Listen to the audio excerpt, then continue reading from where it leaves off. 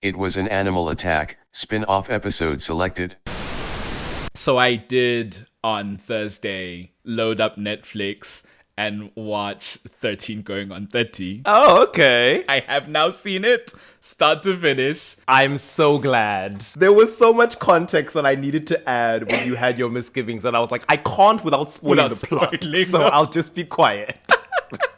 To be clear, my early resistance about this movie, the way I understood it, having seen nothing of the movie, having never seen a trailer, because as you know, I do not watch trailers, is that I assumed that the premise was this 13-year-old girl made a wish to be 30, physically transformed into a 30-year-old, and then pursued a man. And that was like the focal point of the movie. And I was like, okay, it is the early 2000s. I'm not gonna act like that's impossible. But it seems kind of crazy that everyone's like, my favorite rom-com. Having now watched it, I will say it's less weird than I thought. It's still a little weird. The thing is, I wish someone had told me it was a Days of Future Past situation. That would have gotten me in instantly. It's like a reverse Days of Future Past, where she gets thrust forward into the consciousness of her 30-year-old self rather than like backwards, right? Yes. So that's fun. It's like Days of Future Past meets A Christmas Carol meets Devil Wears Prada. Like, that's kind of the vibe of this movie, which I'm in for all of that. Oh, also, I didn't tell you because I didn't want to spoil. I was like, let you figure it out on your own. When I mentioned Andy Serkis was in this film. Yes! And you were like, Andy Serkis? I was like, and he's gay! In what context? He is the angriest little homosexual. I love him so much. I've never seen Andy Serkis play a more fun role. I thought he was delightful. I was like, he's very obviously gay. And then they say it like, kind of. They don't fully say it. They make a joke of it, but it's like, yeah, he's very clearly a homosexual. I was like, okay, Andy Serkis, let's go. Blink and you'll miss it. Brie Larson cameo. She is... As who? She's one of the catty popular girls in the 80s. The six chicks? Yeah, she's like standing in the background. I don't think she even has spoken lines. They all blurred together for me. I would not have spotted her, but that's great. I have to say, Six Chicks, a little uninspired for the villain girl clique. But at the same time, the name is kind of I can't lie. It's in a very like simplistic, silly way. It's the 80s. They hadn't gotten creative yet. It's no Heathers. You know what I'm saying? Yeah. And also, I love the moments in the first 10 minutes that are like, we're in the 80s, baby. Can you tell? We've got Jesse's Girl and Thriller. Can you believe it's the 80s? Absolutely love it. Oh, the thing that gave me a bit more comfort is that the romance wasn't the main part of it. It was a facet of like the whole thing. But the main thing was about this child who wanted to be grown up before her time, realizing that, hey, it's not all it's cracked up to be. And also the things you think are important in life, you're about to learn that they're not the things that matter. And you might waste your life pursuing them and then not see all the good that you had around you. And I really love that. I love a coming of age, like lessons learned. That's my catnip. Absolutely love it. I also absolutely love Mark Ruffalo, so that was always going to sell me on it. And ultimately, when she ends up with him, it's through the normal progression of time because she goes back and I guess just lives her life. They do kiss once at a time where she is mentally and spiritually a 13-year-old, which isn't his fault because he has no idea. I mean, she's told him, but there's no reason he would believe that. You know what I'm saying? Like, I'm not saying. You just thought, my old high school friend showed up and had like a psychotic break and kept telling me that yesterday I was in grade 7. And I was like, what?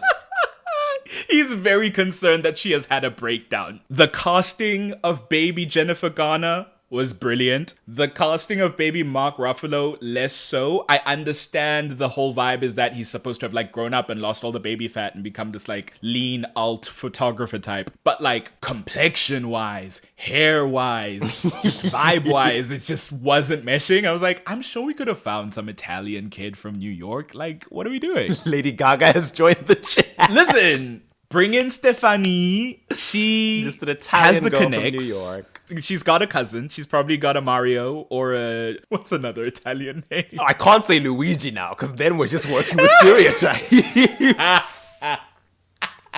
Lorenzo, Vincenzo. She knows somebody. Her rival slash frenemy. Yes! Judy Greer! For once playing the mean girl? I've never seen it before. Another thing I didn't want to tell you because you mentioned, oh, she's in that movie. She's always in the rom-coms. And I was like, I'm not going to say anything. Truly, and it's so funny. They have a cover of J-Lo features prominently as a plot point in this movie, and it's like, girl, I just saw you in the wedding planner as her best friend. Come on now. But it's like, at first, because I didn't put together that was Tom Tom in the future until they say so. So I was like, firstly, she's playing like the normal like straight man type against the insane main character, when usually she's the insane best friend to the like normal main person. And I was like, oh, she's playing a relatively normal like New York modern woman. And then it's like, and she was Tom Tom, she was the mean girl, she was the like HBIC. This is atypical for Judy Greer. Good for her. It's so funny because that was the first thing I ever saw her in, and in every other role she's been so nice. She's such a sweetheart and an absolute nutcase in everything else I've seen her in, except Ant-Man, where she's absolutely nice, just a long-suffering, like, divorced mom, you know? I've seen her in the Carrie remake, where she's just a nice teacher trying to help this bullied girl.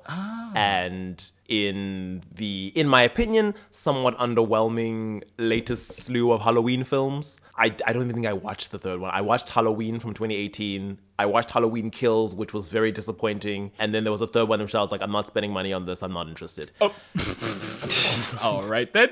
Never seen a single movie in the Halloween franchise, so I cannot comment one way or the other. I've seen the very first one as well, which... You know what? Let me not put a target on my back. I'll just say it's a movie from the 70s, and I think because it invented a lot of the tropes that we're now familiar with, it was groundbreaking. Yes. It's one of those milestone, groundbreaking pieces of film that like was off the time. Absolutely. I will say I was kind of appreciating that her and Tom Tom were actually decent friends as adults, and then I remembered that's not what the movie's about. So I had to watch the last arc as that all collapsed, and I was like, oh, well, god damn it. Where she betrays her, but also it's like, well, you were already betraying the company and like selling their secrets. Yeah. It must be wild to wake up in your future self's body and then find this list of sins you've committed that you have no idea why you did them or when you did them. She's sleeping with her colleague's husband. Oh, who's not even like not to be mean. Which I'm like, this is definitely just about the thrill of being able to steal someone's man away. Because I'm like, girl, exactly. You're dating that gorgeous hockey player who you don't seem all that into. That's what I'm saying. It's like, if she really is this type of person we're setting up in the future, what is she doing with that guy? Who, leave alone, his whole vibe is just like, sir? What happened to dance breakdowns? Another lost art. I was just saying the other day, we've lost the art of live bands in TV shows. What happened to dance breakdowns in movies? Everybody dancing to Thriller at that party was just like, I was just like, bring this back. This is good shit. What happened to fun? One thing that I heard in that movie that I've never heard anywhere else, and I'm like, now why didn't this catch on? Is when Andy Serkis's character is speaking to her about Matt, and then he's like, so is he Arthur or Martha? And she's like, he's Matt. He's like, no, is he gay? I have to say that his facial hair scenario that was going on was very of the time gay. So I don't know who was in that department who perfectly captured the like late 90s, early 2000s gay British man. So good. Maybe they just looked at one picture of George Michael. I don't know. Oh, fiance? I just have one note that's fiance through question marks. Fiance, the James Marsden of the story, you know. Yeah.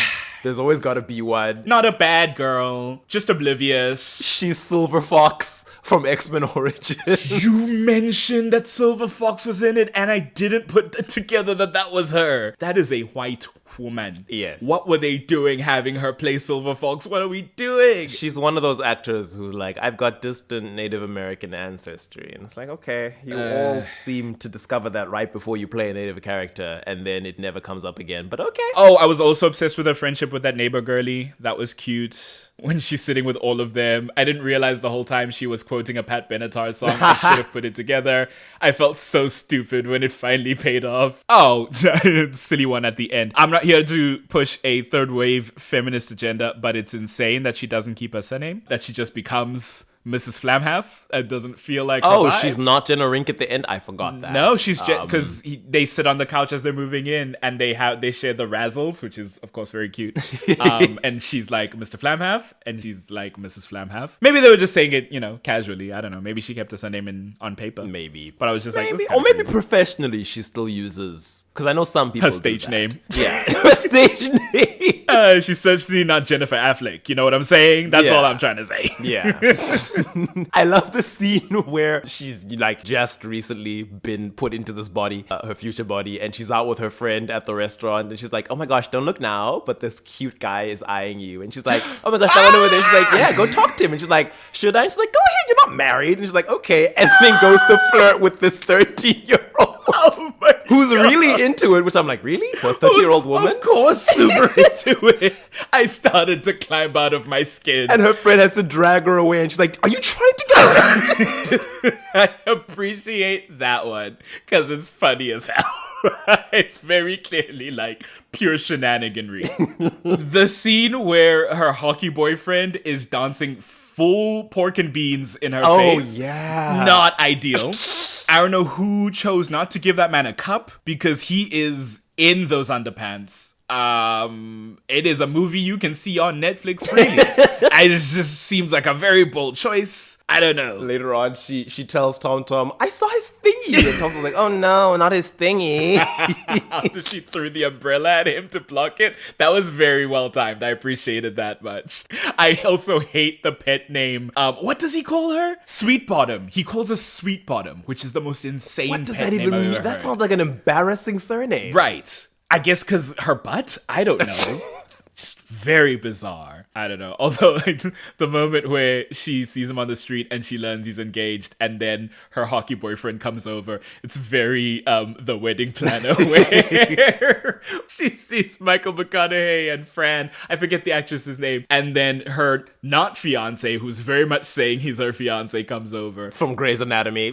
Yes, from I love Grey's Karim. Anatomy, Mr. Karim himself. So good, so good. I did like it at the end of the day. I begrudgingly or otherwise, I did enjoy the movie. I, again, still think it's a little weird, but it's not nearly as weird as I initially thought it was. I'm glad. And then, Pachelbel's Canon in D. Your favorite song. Which one? Oh, yes. Another thing I didn't want to spoil. Twin. And I'm like, oh, that's what Fadzai was talking about. When It he always said, plays at a sad wedding. Like when it's like, this is not what's meant to be happening. Either someone is leaving who shouldn't be leaving, or someone's walking down that aisle who shouldn't be there. I've never heard it in a scene where we're supposed to feel happy. I've been binging the early Grey's Anatomy seasons. It played when Christina was supposed to marry Burke, which, if you watch that season, you're like, this is not gonna go well. She's slowly been putting herself into this box that she doesn't fit inside of for this man who really has the best intentions, but the two of you, I don't think this is what it's meant to be. is Burke the one who got fired for a homophobic slur against one of his fellow actors? Yeah, that story seems to change every time it's told, but he definitely said something homophobic. The actor who was the actual gay person wasn't on set when it happened. That much has always remained like canon. He apparently said it either to or in front of Patrick Dempsey. Yes. When it got back to TR Knight, for whatever reason, TR Knight's version that he was told was that it was being said about him. Burke's actor, what is his name? Isaiah Washington. He denies this. He said, no, I didn't call him the F slur. Later on, when he elaborated on it like a while later, he was like, no, I was arguing with Patrick about the way Patrick was treating me. And I was like, don't treat me like I'm a insert F slur, as well as and also... that's better?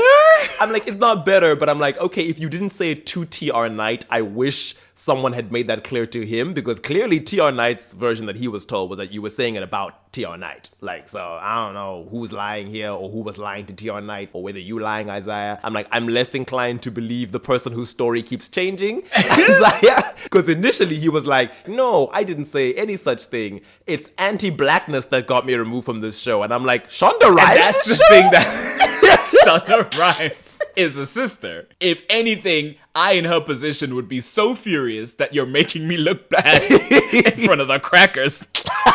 What is this shit? Yeah. Insane. Weird, very weird. Also, he would then go on to further be awful. So it's like he's not doing himself any favors. Yeah, if he is I googled him somewhat last innocent. night. I saw that he was part of the walk away movement about people leaving the Democratic Party to support the Republicans. Yep.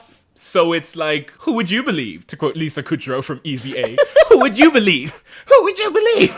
But yeah, that's it was very awkward for me because I'm like, look at you all being professionals and being talented, because I'm like, I don't know at which point in the production of that final season he was in this altercation happened, but at some point in season 3 I was like, it must have happened by now. And he has a lot of scenes with TR Knight and Patrick Dempsey that they're just and they're actually literally pretty pulling close. cut and everyone's going in opposite directions. They're pretty close because he's like, George is sort of like dweebish little loser underdog character who Preston really likes. Like, he takes him under his wing. He seems to find him charming, whereas everyone else like sees George's worst aspects or weakest aspects. He's like, no, George is a pretty chill dude. Like, we vibe together. Unlikeliest of friends. And then Patrick Dempsey's character, Derek, it's like, well, our girlfriends are best friends. So naturally, we become close because of that. And I'm like, oh no. Now you have so many scenes. All gone. Now he's dead in the most gruesome car accident you've ever heard of. Yeah. Because we cutting that shit off. Yeah. Did that really happen? That was a guess. That was a guess and a gamble. Grey's Anatomy went on too long, and the actors got bored, and the deeply intertwined relationships made it difficult to write someone out of the show without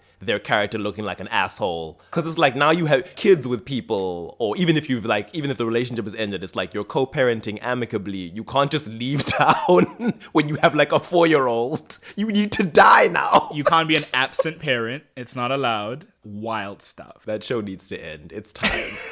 What is that wedding song called? My favorite song. Pachelbel is the artist, Pachelbel. The song is called Canon in D. Canon is spelled how you expect. Canon in D. Okay. Now you see the vision. There's a mashup of the song with Nicki Minaj's Starships that is very good. Look it up on YouTube in the break. It's fun as hell. What an insane match. That's giving Glee. That mashup idea. Basically. I do still think it's just a wedding song. I need more sample space. I need more. I've given you 3 examples now. This is only the second one I've seen, and I still we saw it in the the Wedding Planner or something we watched recently, where it was like, oh, sad moment at a wedding, and then I was thinking of 13 Going 30 and other things I've seen that I couldn't think of at the moment, and now recently I saw it in Grey's Anatomy, which not a rom-com, but like a wedding scene where it's like, oh, this song always seems to be like a somber sort of affair when we're at a wedding. Technically, Mark Ruffalo does get married in that timeline, but the timeline changes. So, I like to think there's an abandoned alternate universe where he married her, and Jenna just she woke up feeling like herself again. She'd been possessed by her younger self for a few days. Her secretary really likes her now, but also her best friend has screwed her over. Her boss is not going to fire her because he loved the idea she brought, but their magazine's going to go under and she's about to lose all notoriety. Not ideal. Also, suddenly she's in contact with her parents again for like the first time all year.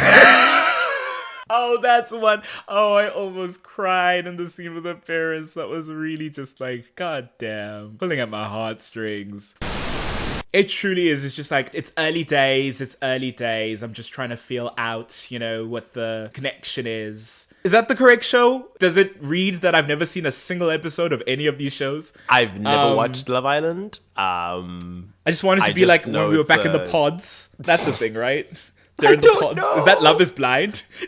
I tend to avoid reality TV. My 2 weaknesses are, whenever I'm visiting my cousin, we do watch 90 Day Fiancé because that show is just insane. Mm-hmm. And then also Catfish because that show is the pinnacle of insanity. That's fair. I will say there was a time where I was watching Catfish for a time because I had a morbid fascination as to what that's all about. It is fascinating. Outside of that insanity, reality TV makes me wildly uncomfortable. I think it's because when I learned that it wasn't actually real, that's when it started to make me uncomfortable, because it's like, and we're all pretending that it's real. Like both within the show and within the production and the crew and everyone who's recording it. And then us as the viewer, we're also supposed to pretend that this is real.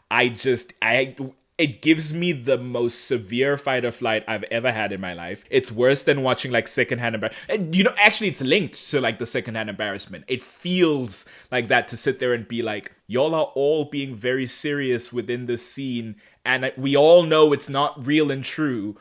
I can't sit in this, you know? So reality TV, not for me. If it's a competition thing, then I'm more likely to. I used to watch Survivor a lot. I used to watch Amazing Race a those lot. Are fun, yeah. That's more my speed of like, or like talent contests. Even though it is sad to see people get their dreams crushed, that's sad. Right. But Certainly, I've watched Idol and Got Talent plenty of times. Yeah. The Housewives, the Love is Blind, the Bachelor.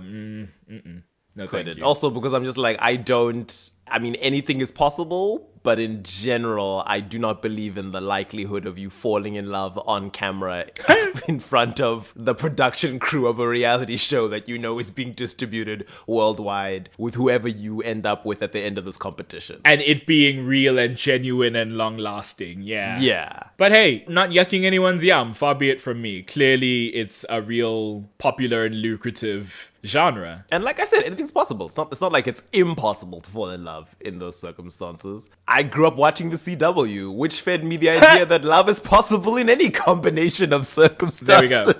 There we go. You lived it right back, and I appreciate that, because I was like, where am I?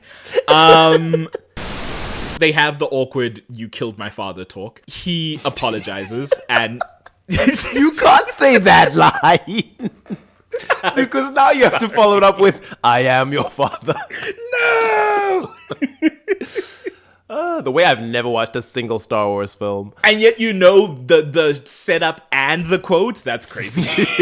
It's one of the most famous quotes. Right, but through osmosis, I only ever knew that I am your father. And then from watching it, because the quote people say is, Luke, I am your father. And then the thing people are like, well, that's a misquote. It's, no, I am your father, in response to you killed my father. I think the reason I remember it is because it's parodied directly in Toy Story 2, when a different Buzz toy than the one the Andy's toys are familiar with meets his enemy from the show that he's supposed to exist in. Zurg. And he says the whole, like, you killed my father. And Zurg is like, no, I am your father. What?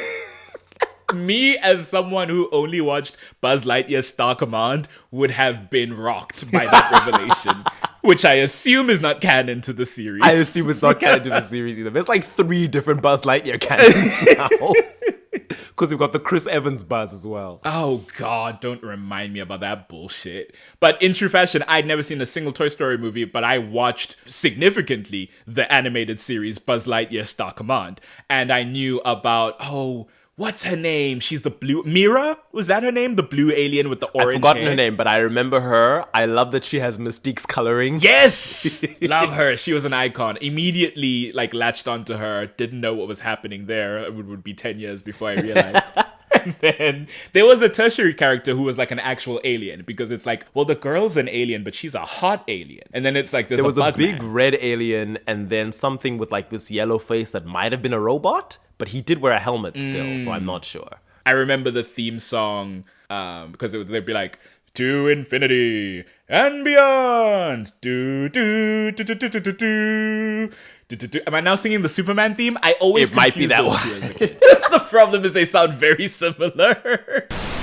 I love when 2 characters are having a back and forth, just saying the worst things to each other, and the third person in the room is just standing there with no light.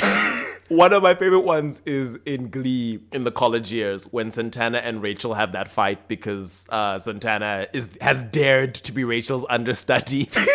It's mainly Santana dragging Rachel for filth. Rachel doesn't really get any good barbs in that fight. And then only after Rachel slaps Santana does Kurt then chime in with, yeah, you guys, this is crazy, we're friends. And I'm like, you've been standing there, my guy. And it was smart to not get involved. Let me be clear. You do not get in front of Rachel, thinks she's Barbara Streisand's clone, Barry, and Santana, I'm Lima Heights adjacent Lopez. You will be eviscerated. That was a smart move. Only intervene now that it's like, okay, let's not make it physical. What the hell is going on? God, I guess he didn't see the Santana Quinn fights. He doesn't know how deep it can get. Wiped the floor with her. Actually, you know what? I feel like they were pretty evenly matched in that fight. It was the words they traded where Santana won that fight. Mr. Shu was like, what happened to us being a family? And Santana's like, oh, she already has a family. She's a mother. You got a boob job. So good. Anyways, he was like, we're immortal. We have eternity to find our way back to each other. And I was like, that's true. I guess eventually you would have aged and died. So it's for the best that you're alive. which is something to think about. Pull some of that Twilight energy and choose what age to stop aging at, which is so insane. I don't think they choose. I think they just stop as long as they keep shifting. Oh. It's very weird, as we've discussed. It's a weird thing, but I think the mechanics are when your wolf shifter gene is triggered, your body is physically accelerated in age until you're like physically mature. So you will look 25 even if you're 16. And then you will stay looking 25 as long as you keep shifting regularly. Oh no. So I guess the idea is once you find your imprint partner, you stop shifting and just reproduce. But Jacob is with Renesmee, who will eventually reach her own Dhampir maturity and then stop aging. So he's just gonna keep shifting in this 25-year-old body that his 17-year-old self is in. What a nightmare. I'm just like, already the idea that these teenage boys, these kids, magically get given the bodies of like mid-20 men. I'm like, no, Stephanie, why? That speaks to Stephanie's, this is the thing about like on brown bodies and the adultification of young boys. Yep. That's messed up. But anyway. What I hate is when something awkward like this is going on and it makes no sense. The decisions being made make no sense and the characters just come across as either really stupid or really shitty. The example that comes to mind, which it's a very old show. Well, not very. Well, yeah, I guess very old now. It's from like 2009, Spectacular Spider-Man, an animated series. And it still haunts this part of my mind. Because, in a nutshell, Peter Parker is involved with a character named Liz Allen. She's a popular girl who slowly got to know him and realized, oh, this boy who I've allowed, the guys I hang with to bully for years is actually really sweet and nice. In a much better version of what happens with Xander and Cordelia. She's like, you know what? Social status be damned. I'm gonna date this guy. I don't care what my friends think. And that goes nicely for a while, except if you know Spider-Man lore, you'll know his two great loves are Gwen Stacy and Mary Jane Watson, not Liz Allen. I was gonna say Liz Allen is like quaternary on that list, if even. Because I think in the mainstream comics, like Earth 616, they never even date. Like, they flirt a bit, but nothing ever happens. But anyway, so in this cartoon, the whole time they're together, you can tell that Peter's friend in this universe, Gwen Stacy, is like a geeky girl who's not popular and not yet a beauty queen, who's like the best friend who's waiting to be noticed by the protagonist. Oh, interesting. So you can see Peter cares about her, and it's like, we know who Spider-Man is. If you know Spider-Man, you know where it's going, but you're like, let's watch and see how he learns he's in love with his best friend. But Spider-Man, being a superhero, often has to run away and leave his girlfriend Liz just sitting around. She is so patient and so understanding for that's so the long. conflict of the Homecoming movie, right? Yes. Liz Allen is like, I kind of like this geeky kid. Why is he always disappearing? I invited him to my party. God. She's way more understanding than I would have expected someone who was like, the tertiary choice of love interest to be in this world. And then the show decides we're going to really make it obvious that Peter is slowly falling in love with Gwen, but not realizing it. There is an event where it's like a school formal or something. A building outside the school has been rented out. They're all there in their fancy outfits. Peter is there with Liz as his date. They've all gotten a table together. Gwen is there because, friends, they all hang out together even when some of them are in relationships. Of course. A Spider-Man situation comes up, so Peter has to leave. Again, has to leave this dance that his girlfriend Liz has been looking forward to, and this is like the 18th time he's had to just ditch her at a social event. Peter stands up and says, oh my gosh, I'm so sorry guys, I've got to run. Something's come up with my sickly old aunt. Turns to Gwen, touches her and says, I'm sorry, Gwen, and then leaves without saying anything to Liz. And I'm like, now hold up. You're at the dance with Liz. I'm like, why would you? There was a smoother way for you guys to write this. Because now Peter just looks like an asshole. There's no way you didn't think this would upset your girlfriend. That's so crazy. It's giving, what's it called? Not Fault in Our Stars. Perks of Being a Wallflower. Kiss the most beautiful girl in the room. that was terrible. You kiss someone who's not your girlfriend? The second-hand chills of cringe that ran through me when I first saw it. I was like, oh no. My laptop. In that scene, even Emma Watson's character is like, what the is wrong with you? What are you doing? That's my friend. Now you've put me in a weird position. Oh, man. Although I will say, that's is weird. his name Charlie? Yes. I think Charlie is, at least I've been reading the book, I think he is meant to be autism coded, so possibly. Oh yeah, he's got a lot going on. He's also very traumatized from like PTSD from abuse. Yeah. So yeah, it's just in that before you know anything of that, you're just like, damn, dude, okay. It is a sweet thing that you often see if like you're like reading superhero comics or something, where often you'll have the hero, the protagonist, and then their normal human love interest who usually doesn't know what's going on and has to be lied to. Yeah. And sometimes if and when that relationship ends, even if it's only temporarily, some stories will tease the idea of, but what if the hero was dating somebody who's also a superhero? Somebody who gets it. Somebody who's like, yeah, I understand. You can be honest with me. You can have this open, true, real relationship that you could never have with your normie former partner. Immediately thinking of Invincible, but which sucks, but whatever. I was thinking of various things, but the one that comes to mind is in the Ultimate X-Men comics. Well, Ultimate comics in general. Spider-Man, for a while, is dating Kitty Pryde. Oh, wow. Oh, it's the Ultimate Universe. Okay. Yes, the Ultimate Universe. He breaks up with Mary Jane because he's like, oh, you're constantly in danger. I don't want you to die. I've had too many loved ones die already, because I think at this point Gwen has died. Uncle Ben obviously dies as part of the backstory. And then he starts dating Kitty, and Kitty is obviously a mutant and a superhero, which he knows, but specifically her power set makes him feel really comfortable dating her. Invulnerable. Yeah, he's like, she's intangible. I don't have to worry about her getting hurt. Which I'm like, oh, she's not invincible, but yeah, she's definitely harder. Yeah, she would have to activate it if she gets caught by surprise. You can still kill her. Yes. But certainly if she falls from a 100-story building, she won't snap her neck on the ground. She'll just fall through it. Yeah. So that's something. At one point, Mary Jane finds out. She's like, oh, you're dating someone new? I thought you couldn't be with anyone because it was too dangerous. And he's like, no, she's the mutant with intangibility, so it means she can't get hurt. That's why I'm with her. And I was like, Peter, oh, I understand. I get it. Oh, I get it. But also you might want to analyze if maybe her power set is what drew you in. I like that she says 17 isn't even a special year. It's just a filler year for 18. She's like, I'm stuck in a filler year. And I was like, oh. Hear that. Actually, I'm trying to think. Did I enjoy 17?